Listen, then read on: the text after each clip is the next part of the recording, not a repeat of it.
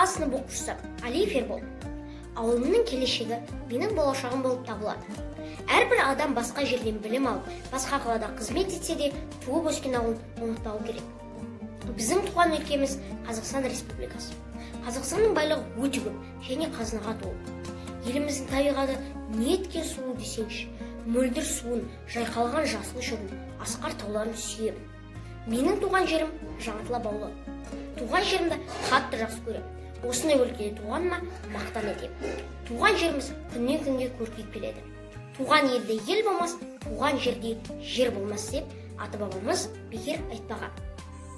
Сондықтан біз туған елім, жерім, ауылым туралы жырлауға еш өкінбейміз. Сіздерді де осыған шақырамыз. Өскенде туған еліме, оның көркеюіне үлес қосамыз. Өз үлес қосқанымыз, отан алдындағы борышымызды атқарғанымыз.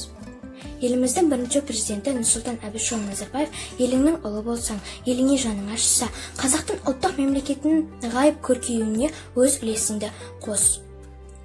Елдің де, жердің де иесі сен екеніңді ұмытпа демекші, өз еліміздің көркеюіне үлесімізді қосайық. Тәуелсіз елде өсіп келе жатқан біз бақытты ұландармыз.